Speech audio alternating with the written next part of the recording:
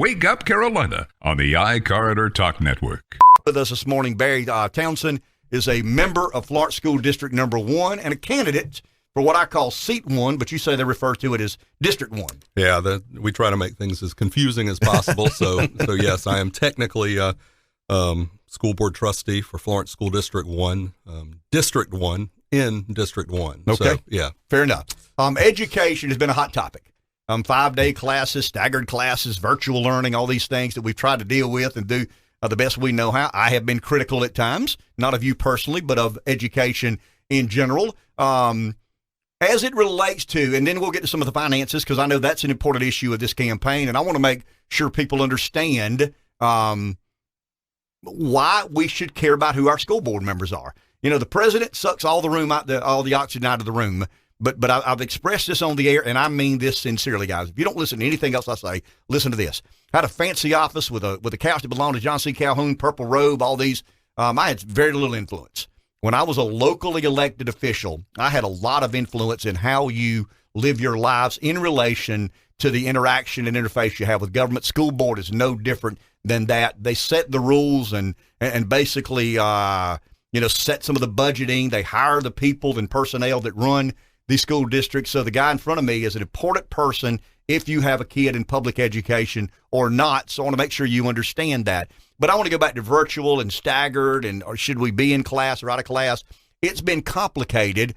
I'm not asking you where you stand, but how have you dealt, Barry, as a school board trustee with the confusion and the uncertainty?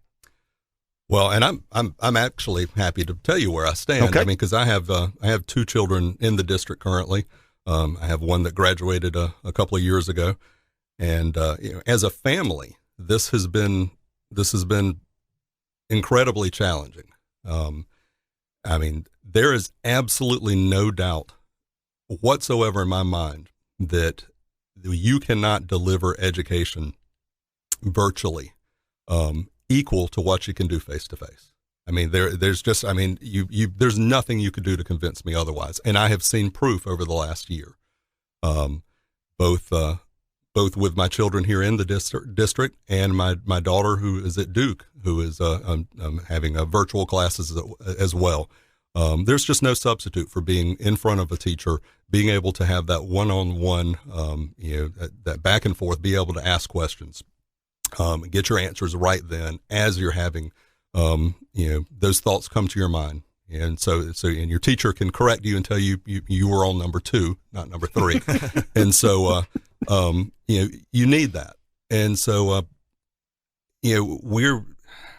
it's difficult because this entire, the pandemic has been one question after another. I mean, no one has understood what was going on, why it was going on. It's, from the very beginning, no one understood just how dangerous this was or not dangerous it was. It's been and so we as a school district have had to react nonstop throughout this process.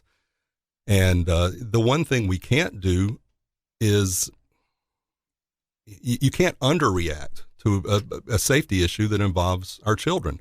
I mean, the example I use is that you have a tragedy somewhere in America. You have a child get shot in a school, and then no one thinks twice about every school in America spending thousands, sometimes in case millions of dollars on security. One child got shot, the entire nation reacts.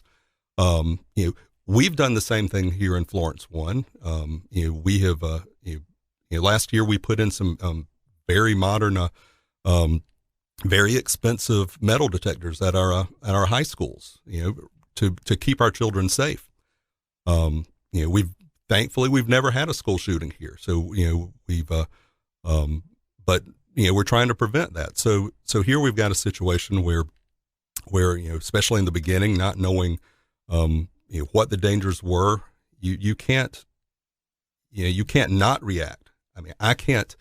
And it's easy for individuals to sit out there and to criticize us, but I'm one of the people that would have to sit across from a parent and explain to them if their child, if something were to happen to someone's child, and we could have done more. I'm one of the people who has to sit there and explain to them why we didn't do more. And I never want to be in that position. Barry, some of the frustration is not what we've done or not. It's the lack of understanding, the lack of consistency. Politicians get involved, and politicians like to gain favor and advantage on a lot of different places. And you and I were talking off the air. I mean, there are certain requirements. Even if we went back to 5-day learning, there are certain requirements that almost make it impossible right now. The comments I've heard about education is, what are the metrics and measurables when people believe that we should go back to 5-day learning? Because I've got several employees in your situation trying to balance a work life, a kid in virtual learning, a 14-year-old who needs to be at school, a 9-year-old who needs to be in school. They're on the job, worried about that kid, at home by themselves. And I mean, it creates a lot of family difficulties. But I want to go back to the lack of clarity the public has on what metrics and measurables lead us to believe it's getting better and we'll eventually get back to 5-day learning. Is that something that the district calculates every day? Is that something that we depend on the state to provide for us? I wish there was an easy answer. It's a combination of things. We receive different information from the same offices at the state level. Our state superintendent of education, on the one hand, lately has been pushing more for a return to 5 days, but at the same time, her office is requiring us to meet a lot of safety guidelines, the social distancing and so forth, and they know full well that we can't do both, but they're still sending out that information that depending on when you listen, you're hearing two different things. I mean, the same thing happens with DHEC. I own a restaurant, and so I was privy to information coming out from DHEC going to our schools as far as safety measures, and at the same time, I'm receiving the same information from the same department going out to restaurants, and they didn't match up. And one, they were telling restaurants that transmission by contact was a serious issue, and so you've got to do all of these things. You can't have utensils out. You can't let people use fountain drinks and stuff like that. At the same time, they're telling the schools the opposite is true. You don't need to worry about contact transmission. And so we have had to react to all of this disparate information. What I will give our district credit and our superintendent credit that he realized this early on, and so he was very proactive back in the spring when this first started. He started accumulating PPE so that we would be prepared no matter what happened, and he also he put together a group of local medical experts from McLeod, from USC, and from Hope Health. And so we've got an advisory board that takes a look at what is happening, not around the state, not 30 miles from here, but what is happening here in Florence 1. And we rely very heavily on what they tell us. They can give us real-time information as opposed to test results that may be 1-2 weeks old. And so we've been relying heavily on that. We do have to, we still have to meet all the requirements that come from the state. We are currently, and we gave, I think one of the important things we did was we gave our parents a choice. You could choose virtual or you could choose face-to-face. We had to do these A-B days going every other day in order to meet the requirements from the state for the face-to-face. That wasn't our choice. That was just, when you look at the facilities have and the number of students we have, that was the only way we could do, we could meet their requirements. And so we gave the parents that choice. We're coming up on October 8th, which is an important date. That's the date that parents can choose to change. And so if they're currently virtual, they can go to back into the classroom or vice versa. And so you can go to the website right now and fill out that form up until I think like noon on the 8th. And so it's going to be interesting to see what people do at this point, what they feel comfortable with.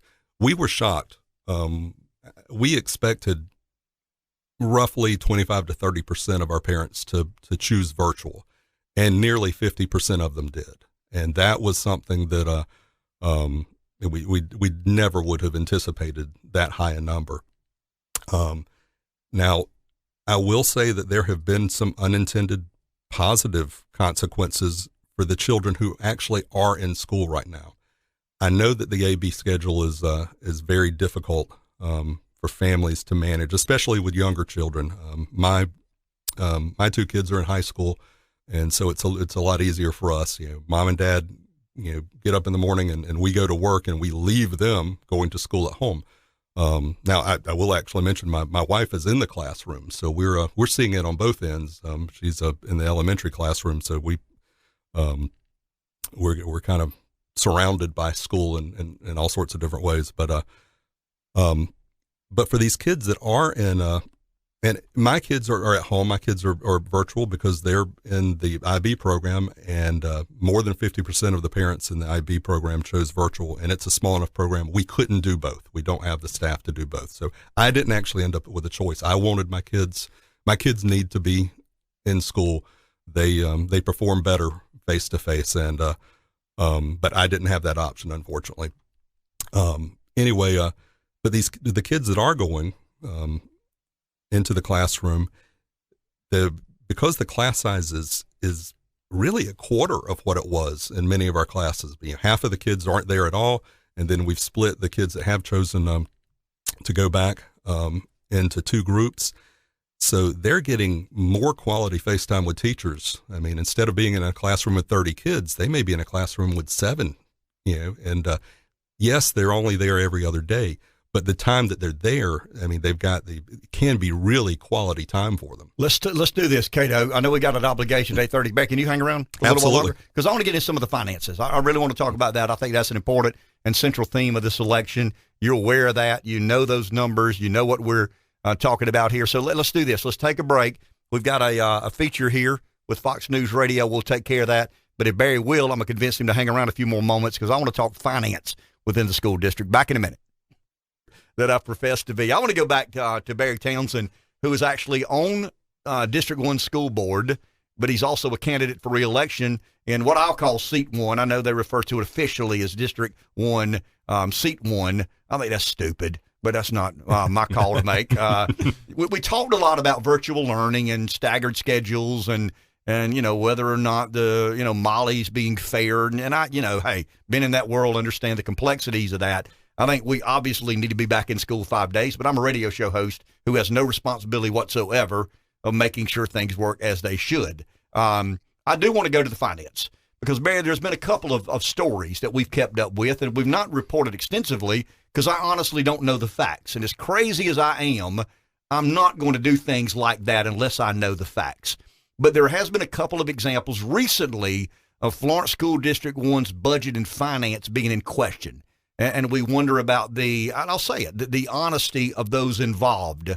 How important an issue is that in this election, and what sort of standing is District 1's finances in? It's a huge issue. When I first got on the board, I suspected that I felt like we were failing our children. I mean, we had pockets where we were doing well academically. We might be doing well in one or two places by South Carolina standards, which that's a whole other discussion about. You're talking about the state that's always last. Thank God for Mississippi for a long time. Absolutely. So that's not anything to really to crow about. We were building schools for the first time in decades, and so that looked good, and especially if you lived in one of the areas that was getting a new school. But what people didn't realize was that we were sacrificing all of the maintenance at all of our other schools in order to pay for that. And I spent my first few years trying to figure out. I mean, I came into it as a businessman with experience at the corporate level and as a business owner. And school finances are ridiculously complicated. But it is one of those things, if you really want to understand what's going on, you follow the money. And at the beginning of my second term, I was elected chairman, and although technically we individual board members, we all have the same voting power, but chairman as chairman, that allowed me to sort of to dictate the conversation more, and I felt like that the most important thing we could do was make sure that our tax dollars were going to the classroom, and I didn't feel like they were. And so I soon after I became chairman, I found myself in the position of searching for a new superintendent, and my goal during that search was to find someone with a different skill set. I had a good relationship with our previous superintendent, Dr. Bridges, and I think he put us in the right direction in a lot of ways, of changing some things, and I think we need a lot of change in Florence One. But I wanted to find someone who was as comfortable with the balance sheet as they were with discussion about curriculum. And so when I found Dr. O'Malley, I really I was very excited by that, because he has tremendous fiscal skills, and he came in and immediately dove into our finances, and as I suspected, they were a mess. The board had been told one thing throughout the years, but the truth was otherwise. So I started pushing for, we do an annual audit, but we changed auditors. I started pushing for other audits. We did a procurement audit that looked into how we purchase things. We did a performance audit that looked at individual departments and their financial performance. And the results were, for some people, unsurprising. They were certainly disappointing. The area that demonstrates it best is our food services department. In most school districts, food services pays for itself or turns a profit. But from 2016 through the end of the school year 2019, our food services department had lost over $3 million. Now, say that again. $3 million loss over 3 years. Now, we have $154 million operating budget annually, and that's one of the things that I don't know that your listeners or just anyone really understands. When you talk about local leadership, city council, county council, folks like that, those are the folks people respect, and school board is just sort of seen as it's one step above the school parent groups. But our budget is larger than our county and city budgets combined. I have more control, and whether you have a kid in the district or not, and you alluded to this as well, whether you have a kid in the district or not, as a school board member, I can impact you more financially than the county and the city. If you don't believe that, look at your ad valorem taxes at the percentage absolutely that goes here, there, and yonder. And so you can't afford to elect school board members who don't understand finances. It's just you don't have that luxury. And if you do, you will pay for it literally. So we looked at this with Dr. O'Malley, this loss, and one of the things that the advantages that he brought to this position was his school district that he came from in New Jersey. Although it was different in a lot of ways, they've got a lot is obviously different in New Jersey from here, but it was the exact same size as ours. And so he could look at things and do apples to apples comparisons. I mean, he could look and see, if he was paying, $1 million a year for textbooks and we were paying something, that there's something wrong with that, because textbooks don't cost more in in Florence than they do in New Jersey. And so, he was able to look at a lot of these things and immediately see issues. Food services was something he had dealt with before. He had outsourced food services in his previous district, so we gave that a try. And a lot of people screamed and yelled about it. But at the end of the day, our business is teaching and learning. Food is not our business. It's an important part of what we do, feeding our students.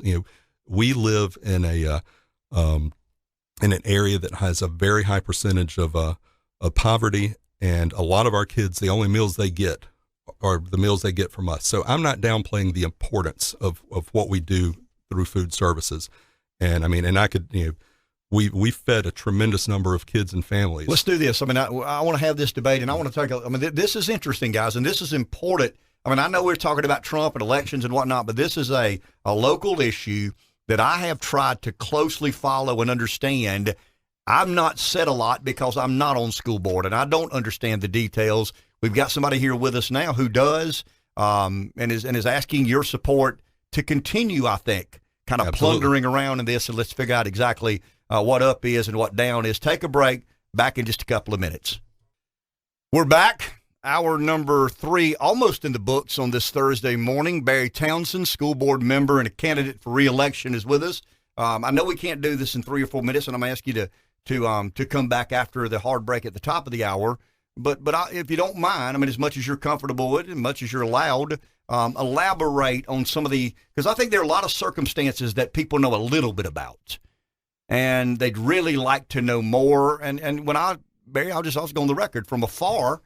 It looks like there's some misappropriating of funds.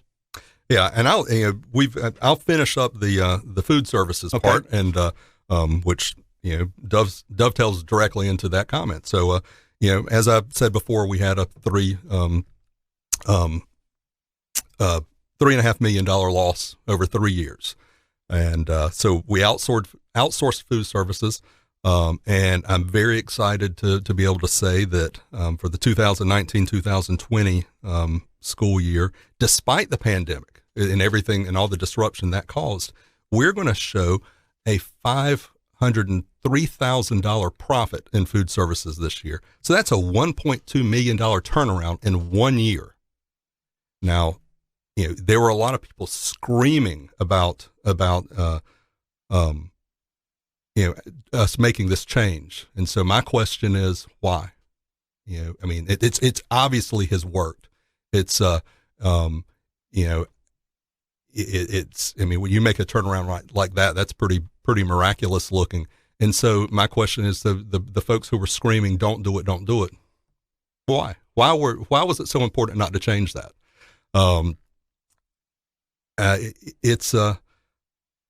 There are a lot of things like that these that our audits and stuff have turned up, and now food services, the information that came out of our audits, we turned that over. Actually, we turned that over to the sheriff's department, and they started an investigation. SLED took that over, and unfortunately, once it went into SLED, then we were cut off from information. I have no idea. We have no idea what's going on with it now.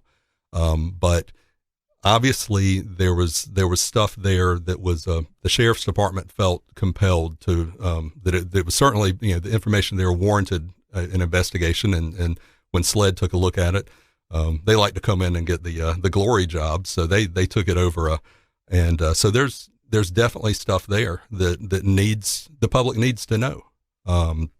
But that's out of my hands now. All I can do is try and going forward is to make sure that the money is going where it should be, and so that's my focus, and has been for years now, to try and make sure that your tax dollars are actually going to the classroom, and we've got some other areas that we're looking into that may not be quite to the scale that the food services were, but got one area where I think we've seen nearly $1 million in losses and funds that should have been going to our special ed students. But I want people to understand. So we're not talking about $100 here or $500 there. We believe, and I'm speculating here, we believe the investigation, and if SLED and the Sheriff's Department are involved, it's a criminal investigation, not civil. We believe, or it appears to me, let me rephrase that. It appears to me that there's a lot of money in question here. It's not $100 or $1,000. It could potentially be, an enormous amount of money for anybody, especially a school district the size of Florence District 1. Is that a fair statement in accounting? Absolutely. I mean, you look at this from a business perspective. When we outsourced food services, we turned it over to an organization that has to make a profit. Let's do this. I'll tell you about a hard break, and we can float some of these. We can't do this one. We'll take a break. We'll come back in the fourth hour to continue this conversation. This is important. This is probably as important an issue as we've covered in a lot. It's your tax dollars. Back in a minute. And the guy in front of me, Barry Townsend, who was on school board and a candidate for school board, he and I were on different sides on the referendum.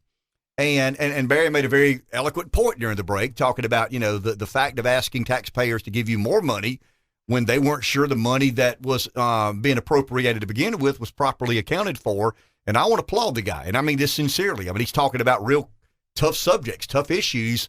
When public financing is in question, it's easy to let it be. I mean, it really is. I mean, I've seen it 100 times.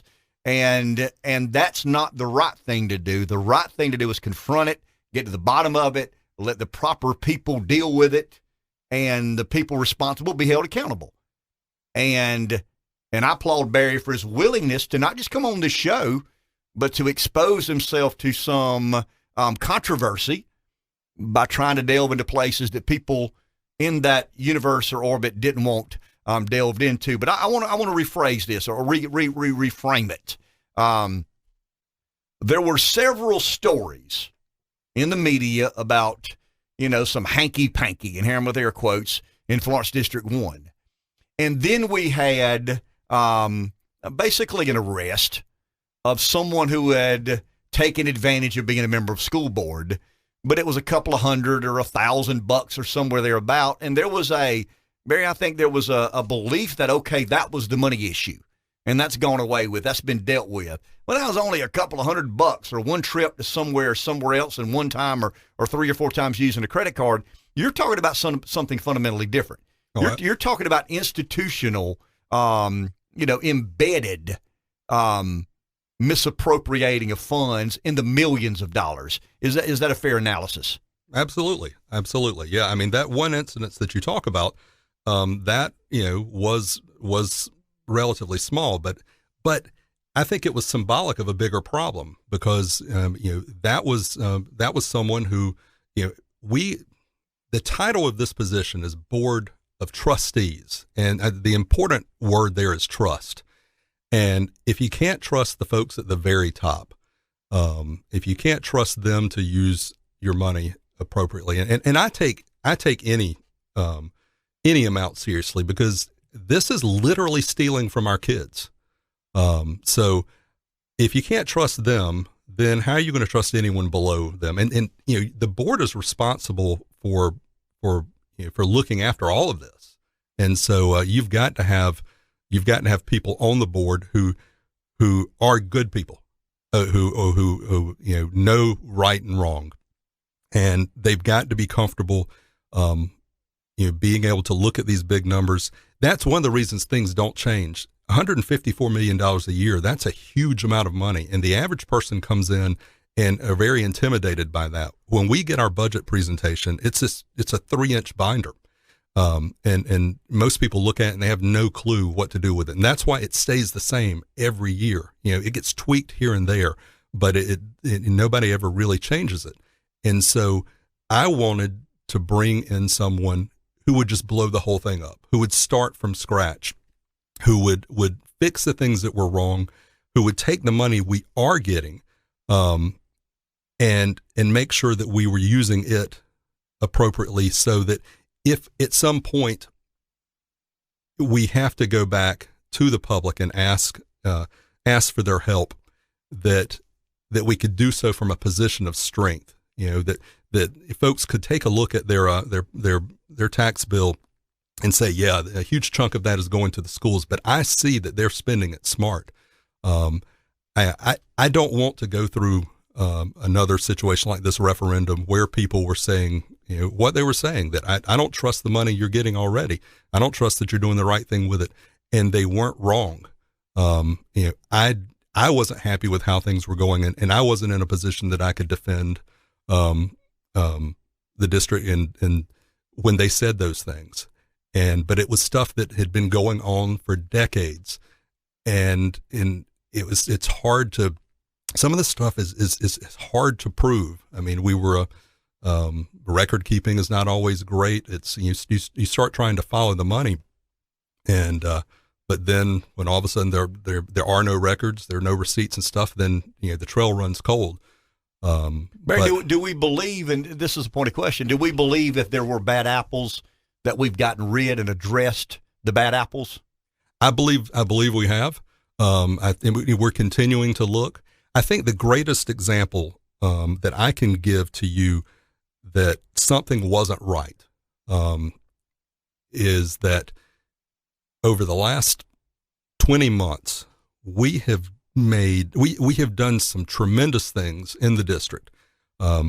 We have not changed our budget. We have not raised taxes.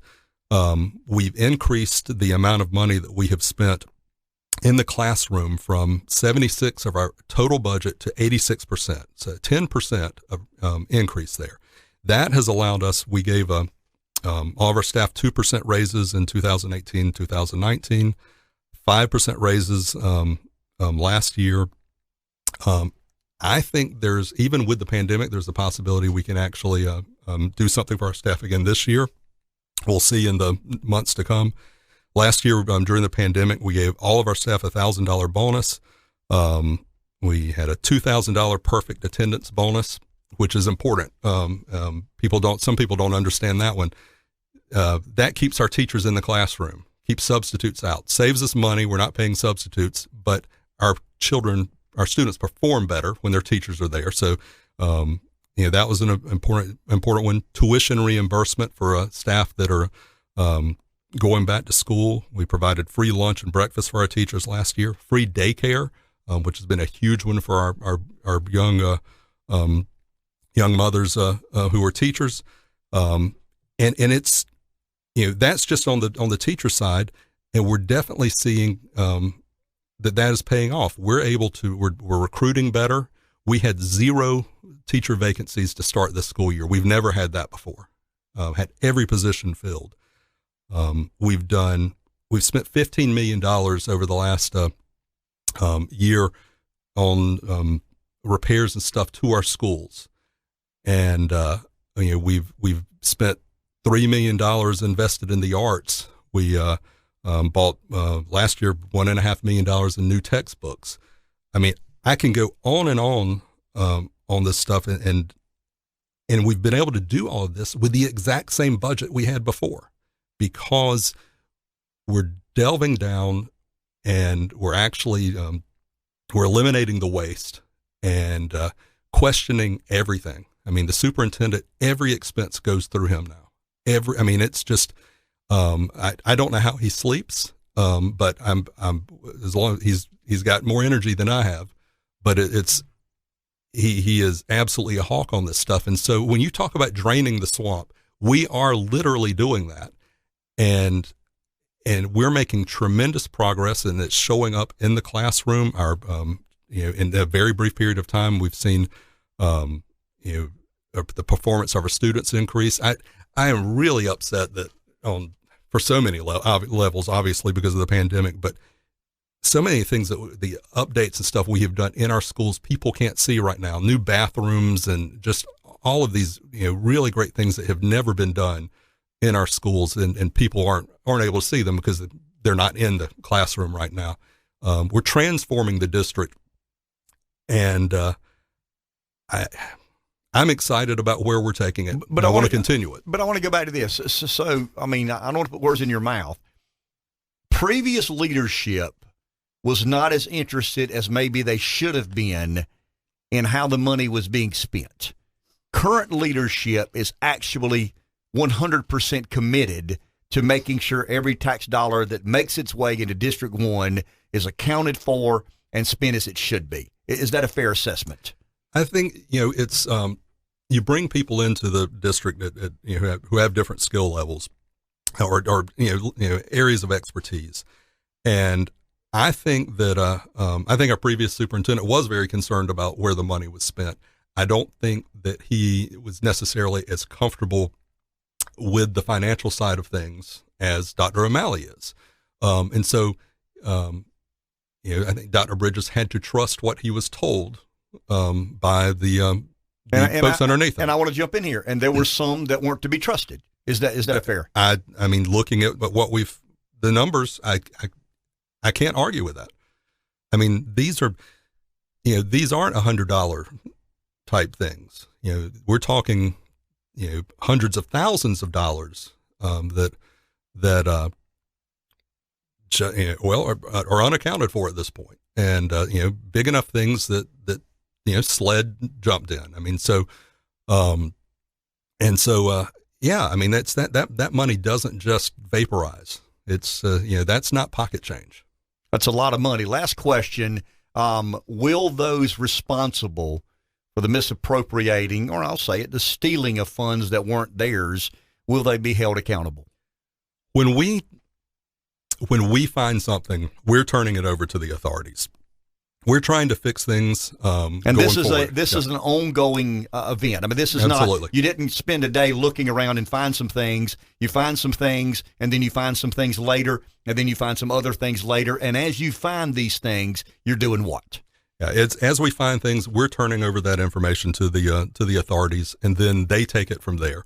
We are making sure that going forward, it doesn't happen again. That is, that's the thing that we can do. We turn the information over to the authorities. They will hold people accountable or not. But we're making sure it doesn't happen again. We're making sure that we've got people in the positions that have control over the money, that we know what is what they're doing, who they are, and unfortunately that's the best we can do. But that's an important part. Sure. Because that means I'd love to be able to go backwards and hold some folks accountable. I mean it's my tax dollars as well. My children are in the district and have been hurt by that. I've got a spouse who is in a classroom. So I mean I take this very personally as well, and everyone should. Everyone really should. And when you start doing these things, you upset people. And that's the other component of this, is that you need people on the school board who are willing to make the hard decisions, that are willing to turn over some shells that might ruffle some feathers, and aren't afraid to call out what they see. And this would be the reason you want to continue your time on the school board, to see this through.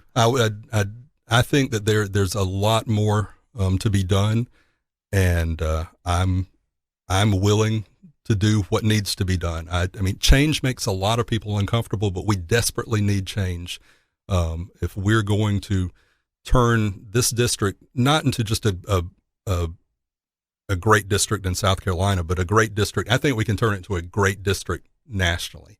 We're here in the corridor of shame. We get lots of publicity about this. We've got an opportunity to do something great here.